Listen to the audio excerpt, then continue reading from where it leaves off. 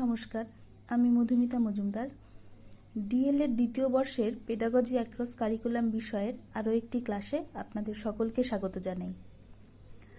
আজকে যে বিষয়টি আলোচনা করব সেটি হলো বিকল্প ধারণা ও বিকল্প কাঠামো, অর্থাৎ alternative conception and alternative framework. প্রথমেই আসি বিকল্প ধারণা ও বিকল্প কাঠামোর সংজ্ঞা দিয়ে।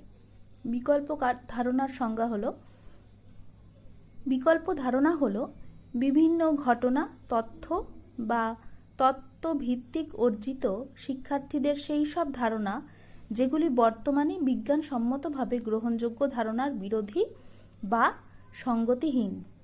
অর্থাৎ বিজ্ঞানসম্মতভাবে যেগুলি গ্রহণযোগ্য সেগুলোর সাথে কোনো তত্ত্ব বা তথ্য বা কিছু ধারণা তার সাথে যেগুলোর একদমই মিল নেই কিন্তু চলে এসেছে, প্রচলিত হয়ে গেছে, সেগুলোকে আমরা বিকল্প ধারণা হিসেবে ধরতে পারি।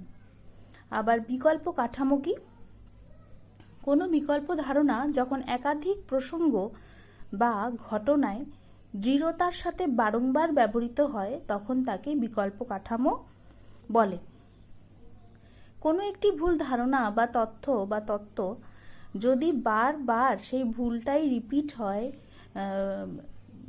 বৈজ্ঞানিক ভিত্তি থাকা সত্ত্বেও ভুলটার বারবার রিপিটেশন ঘটলে সেটিকে বিকল্প কাঠামো বলা হয়।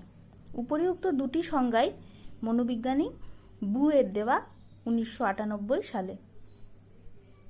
এবার আমরা বিকল্প ধারণা ও বিকল্প কাঠামোর পার্থক্য জেনে নেব। এই দুটির মধ্যে পার্থক্য রয়েছে। প্রথম পার্থক্য হিসাবে বলা যায়, শিক্ষার্থীর অর্জিত ধারণা যদি বিজ্ঞানসম্মতভাবে গ্রহণযোগ্য না হয় তবে ওই ধারণাকে বিকল্প ধারণা বলে। আবার কোনো বিকল্প ধারণা যদি দৃঢ়তার সাথে একাধিক ঘটনা বা প্রসঙ্গে ব্যবহৃত হয় তবে তাকে বিকল্প কাঠামো বলে। দ্বিতীয়ত, বিকল্প কাঠামো বিকল্প ধারণার থেকে ব্যাপক অর্থে ব্যবহৃত হয়। যেহেতু কতগুলি বিকল্প ধারণা মিলে একটি বিকল্প কাঠামো তৈরি হয়, সেই জন্য বিকল্প কাঠামো বিকল্প ধারণার থেকে নিঃসন্দেহেই ব্যাপক অর্থে ব্যবহৃত হবে। তৃতীয়ত, বিকল্প কাঠামো শিক্ষার্থীর মনে বিকল্প ধারণার এক সামগ্রিক সংগঠন। শিক্ষার্থীর মনের এক সামগ্রিক সংগঠন হলো বিকল্প কাঠামো, কিন্তু বিকল্প ধারণা হলো বিকল্প কাঠামোর অংশ মাত্র। চতুর্থত বলা যায়, বিকল্প কাঠামো দূরীভূত করলে বিকল্প ধারণা দূরীভূত হয়। যেহেতু ওটাই এটার পার্ট, সেই জন্য বিকল্প কাঠামো যখন দূরীভূত হবে আপনা আপনি বিকল্প ধারণাও দূরীভূত হবে। কিন্তু বিকল্প ধারণা সবগুলি দূরীভূত হলেই তবে বিকল্প কাঠামো দূরীভূত হয়। লাস্টলি যে পার্থক্যটি বলবো সেটি হলো, বিকল্প কাঠামোর প্রকৃতি বুঝতে গেলে বিভিন্ন ধারণা পোষণের কারণ খুঁজে বের করতে হবে। অর্থাৎ প্রকৃতি কি, বিকল্প কাঠামোর কি প্রকৃতি, সেটা আমাদের জানতে গেলে তার পেছনে যে কারণগুলি রয়েছে সেগুলোকে আমাদের আগে জানতে হবে, তারপর সেটির প্রকৃতি বুঝতে হবে। এইবার চলে আসি বিকল্প ধারণা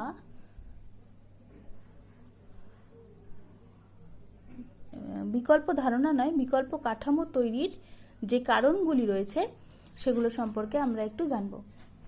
শিক্ষাবিদ হেস্টেন্স খাতায় লেখা আছে, শিক্ষাবিদ হেস্টেন্স, ওয়েলস, টেবার, বু প্রমুখ ব্যক্তিগণ বহু গবেষণার পর উল্লিখিত কারণগুলিকে বিকল্প কাঠামোর কারণ হিসেবে পরিগণিত করেছেন। এই বিকল্প কাঠামোর তৈরির পেছনে যে কারণগুলি আছে সেগুলোকে এখন আমরা একটু জেনে নেব। 1 নম্বর হিসেবে বলা যায়, শিক্ষার্থীর সাধারণ জ্ঞান, অভিজ্ঞতা ও পর্যবেক্ষণের মাধ্যমে যে ধারণা তৈরি হয়, পরবর্তীতে পাঠ্যপুস্তক বা শিক্ষক প্রদত্ত সঠিক ধারণা তারা গ্রহণ করতে পারে না। ফলে পূর্বের তৈরি ভ্রান্ত ধারণা তাদের মনে থেকে যায়। অর্থাৎ এখানে বলা হচ্ছে ছোটবেলা থেকে শিক্ষার্থীরা যেই ধারণাগুলিকে সঙ্গে নিয়ে চলে এসছে, যদিও সেগুলি ভ্রান্ত ধারণা, কিন্তু পরবর্তীকালে বিদ্যালয়ে শিক্ষক শিক্ষিকার কাছে সঠিক তথ্য জানার পরেও তাদের সেই ভ্রান্ত ধারণাটি দূরীকরণ বা দূরীভূত করা সম্ভব হয় না। সেটাই বলা হচ্ছে, যেমন পৃথিবী সূর্যের চারদিকে ঘোরে, এটি হচ্ছে সঠিক তথ্য, কিন্তু ভ্রান্ত ধারণা হিসেবে আমাদের বারবারই ছোটবেলায় মনে হয় যে সূর্য ঘোরে, পৃথিবী স্থির আছে। দ্বিতীয়ত, কিছু কিছু শব্দের অর্থ সঠিকভাবে না জানার ফলে পাঠদানের সময় বৈজ্ঞানিক পরিভাষা ব্যবহার করায় শিক্ষার্থীদের মধ্যে ভ্রান্ত ধারণা সৃষ্টি হয়। যেমন বল ও শক্তি দ্বারা একই অর্থ বোঝায়, এদের মধ্যে কোনো পার্থক্য নেই। সঠিক অর্থ অনেক সময় আমরা বুঝতে পারি না, যার ফলে কি হয়, আমাদের মধ্যে একটি ভ্রান্ত ধারণা, অর্থাৎ শৈশবে ছেলেবেলায় একটি ভ্রান্ত ধারণা তৈরি হয়। তার একটি উদাহরণ আমরা বলতে পারি বল ও শক্তির সংজ্ঞা বা কাকে বলে। বল ও শক্তিকে আমরা একই অর্থে অনেক সময় বুঝে ফেলি ছেলেবেলায়, কিন্তু আদপে বল এবং শক্তি এক জিনিস নয়। তৃতীয়ত, আমরা বলতে পারি পাঠ্যপুস্তকে ত্রিমাত্রিক বস্তুর চিত্র, অর্থাৎ 3D যে বস্তুর চিত্রগুলি রয়েছে, 3D বলতে এখানে দৈর্ঘ্য, প্রস্থ এবং উচ্চতা, একে 3D বলে, আর 2D বলা হচ্ছে শুধু দৈর্ঘ্য এবং প্রস্থকে, দ্বিমাত্রিক। আচ্ছা, পাঠ্যপুস্তকে ত্রিমাত্রিক বস্তুর চিত্র দ্বিমাত্রিকভাবে ছাপানো থাকে, ফলে শিক্ষার্থীদের সঠিক ধারণা সৃষ্টিতে বাধা হয়ে দাঁড়ায়। যেমন হৃদযন্ত্রের চিত্র বা শরীরের কোনো অঙ্গের চিত্র, যখন বলা হচ্ছে যখন 3D মডেলটাকে 2D মডেল হিসেবে চিহ্নিত করা হয় বা আঁকা হয়, তখন ছেলেবেলায় কিন্তু শিক্ষার্থীদের মধ্যে অনেক সময় ভ্রান্ত ধারণা তৈরি হয়ে যায়। চতুর্থত বলা যায়, কোনো বিষয়ের মডেল যদি সঠিকভাবে তৈরি না হয়, তবে তা শিক্ষার্থীদের মনে বিকল্প ধারণা তৈরি করে। যেমন সৌরজগতের ক্ষেত্রে গ্রহদের অবস্থান ও ঘূর্ণন, এই মডেল যদি সঠিকভাবে নির্মিত না হয়, তাহলে অনেক ক্ষেত্রেই ভ্রান্ত ধারণা কিন্তু তৈরি হয়ে যায় আমাদের মধ্যে। পঞ্চমত, পূর্বের অভিজ্ঞতা বর্তমানে কোন বিষয় প্রয়োগকালে না মিললে বর্তমান বিষয়ের ক্ষেত্রে ভ্রান্ত ধারণা তৈরি হয়।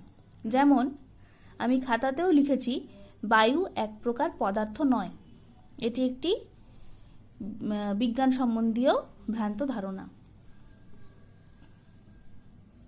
ষষ্ঠত বলা যায়, যেমন কিছু কিছু ভ্রান্ত ধারণা এতটাই বিমূর্ত যে শিক্ষার্থীদের উপলব্ধি করতে খুবই অসুবিধা হয়। যেমন কোনো বস্তুতে প্রোটন যুক্ত হলে ধনাত্মক তড়িৎগ্রস্ত হয়, সঠিক ধারণা হলো কোনো বস্তু থেকে ইলেকট্রন বর্জন হলে ধনাত্মক তড়িৎগ্রস্ত হয়। আমরা ছেলেবেলায় ভৌতবিজ্ঞান বইতে পড়েছি যে কোনো বস্তু থেকে যদি ইলেকট্রন সরে যায় বা বর্জন হয়, তাহলে সেটি ধনাত্মক হয়, কারণ ইলেকট্রন নেগেটিভ, সেটা যদি চলে যায় তাহলে অটোমেটিক্যালি বস্তুটি পজিটিভ হয়, অর্থাৎ প্রোটন যুক্ত হয়। কিন্তু অনেক সময় আমরা ভ্রান্ত ধারণা করে ফেলি যে কোনো বস্তুতে প্রোটন যুক্ত হলে তাহলে সেটি ধনাত্মক হয়, কিন্তু আদপে সেটি নয়, প্রোটন যুক্ত হয় না, ইলেকট্রন যখন বর্জিত হয় তখনই সেটি ধনাত্মক হয়। তাহলে এই সব ভ্রান্ত ধারণা কিন্তু আমাদের মধ্যে ছেলেবেলায় থাকে। সপ্তমত, অল্প বয়সী শিশুদের কাছে অদৃশ্য বলে কিছু নেই এবং দৃশ্যমান সব কিছুর মধ্যেই প্রাণ আছে। অর্থাৎ বিগত ক্লাসে, ওই চাইল্ড স্টাডিজ ক্লাসে সর্বপ্রাণবাদ, তোমাদের পেডাগজিতেও রয়েছে সর্বপ্রাণবাদ। এই জিনিসটি হলো শিশুরা ভাবে যে তারা চোখের সামনে যা যা জিনিস দেখতে পাচ্ছে তাদের প্রত্যেকেরই প্রাণ রয়েছে, এটিকেই বলা হয় মূলত সর্বপ্রাণবাদ। কিন্তু শিশুরা কোনোদিনও ভাবতে পারে না যে অদৃশ্য কিছু আছে, যেটা দেখা যাচ্ছে না সেগুলোও আছে, সেটা তারা ভাবতে পারে না। এটাও একটি ভ্রান্ত ধারণার কারণ। অষ্টমত, কোনো কোনো শব্দ দৈনন্দিন জীবনে সর্বদা একই অর্থে ব্যবহৃত হলেও সেগুলি যখন পাঠদানকালে বিজ্ঞানভিত্তিক অর্থে ব্যবহৃত হয় তখন সেটি শিক্ষার্থীদের মধ্যে বিভ্রান্তি তৈরি করে ফেলে। যেমন ভর, ভার, আয়তন, আকার। বিশেষ করে এইসব বৈজ্ঞানিক পরিভাষাগুলো আমাদের ছোটবেলাতেও আমাদের কিন্তু বিভ্রান্তি সৃষ্টিতে সাহায্য করেছিল। আমরা ভর, ভারকে অনেক সময় একই ভেবে ফেলতাম, কিন্তু আদপে তা নয়, দুটো কিন্তু একেবারেই আলাদা জিনিস। এটি হচ্ছে আরেকটি ভ্রান্ত ধারণা। আমার মনে হয় যখন সবাই ছোট ছিলে প্রত্যেকেরই এই ধরনের কিছু ভ্রান্ত ধারণা কিন্তু তৈরি হয়েছিল। যেমন ভর কি, ভার কি, আয়তন কি, সবই একরকম মনে হতো আমাদের। এটাই। নবমত, সঠিকভাবে উপমা না দিয়ে অতি সাধারণভাবে উপমা দিয়ে শিক্ষার্থীদের ধারণা গঠনের ক্ষেত্রে ভ্রান্ত ধারণার সৃষ্টি হয়। যেমন জলের তলে ডুবোজাহাজের চলার ক্ষেত্রে জলের মধ্যে মাছের চলাচলের উপমা। অর্থাৎ মাছ তো জলেই বাস করে, সুতরাং মাছ জলেই থাকবে এবং তাদের গতিবিধি জলে স্বাভাবিক থাকবে। কিন্তু ডুবোজাহাজের সাথে আমরা যদি মাছের তুলনা করে ফেলি তাহলে কিন্তু একটি বিশাল ভুল হবে, কারণ দুটির চরিত্রগত দিক থেকে বিভিন্ন রকম পার্থক্য রয়েছে। তাহলে আরেকটি আবার বলা যায়, যেমন শিক্ষক শিক্ষিকার ভাষা বা বইয়ের ভাষায় কিছু কিছু শিক্ষার্থীদের মধ্যে বিভ্রান্তি সৃষ্টি করে। আমরা ছেলেবেলায় ক্লাসে অনেক সময় শিক্ষক শিক্ষিকার মুখে যেসব ভাষা শুনেছিলাম, কিন্তু যখন বইয়ের পাতা উল্টে সেগুলো পড়েছি তখন কিন্তু দুটোর মধ্যে অনেক পার্থক্য থাকায় আমাদের কিন্তু বোঝার অনেক ক্ষেত্রে ভুল হয়ে গেছে বা যায়। সেটিকে দূর করা অনেক ক্ষেত্রে সম্ভব হয় না, তখনই কিন্তু শিশুদের মধ্যে ভ্রান্ত ধারণা চলে আসে। তাহলে আমরা এই যে 10টা কারণ আলোচনা করলাম, এগুলোই বিকল্প কাঠামোর তৈরির কারণসমূহ হিসাবে বলা যায়। এই বিকল্প কাঠামোর কিছু উদাহরণ রয়েছে, যেমন কিছু প্রকৃতি সম্বন্ধীয় রয়েছে, বিজ্ঞান সম্বন্ধীয় রয়েছে। প্রকৃতি সম্বন্ধীয় খাতায় দেখা যাচ্ছে,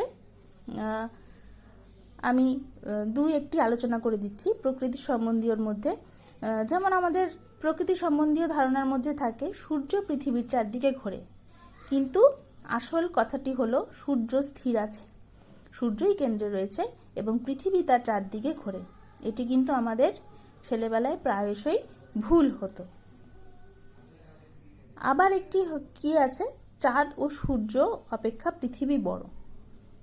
আমরা যেহেতু চাঁদ ও সূর্যকে দূরে ছোট দেখতে পাই, সেই জন্য আমাদের ছেলেবেলায় এটা বারবার মনে হয় যে পৃথিবী বড়, চাঁদ এবং সূর্য পৃথিবী থেকে অনেকটাই ছোট। আবার বিজ্ঞান সম্বন্ধীয় কিছু ভ্রান্ত ধারণা রয়েছে, বিকল্প কাঠামো রয়েছে, যেমন বায়ু পদার্থ নয়, যেটি আমি একটু আগেই আলোচনা করলাম।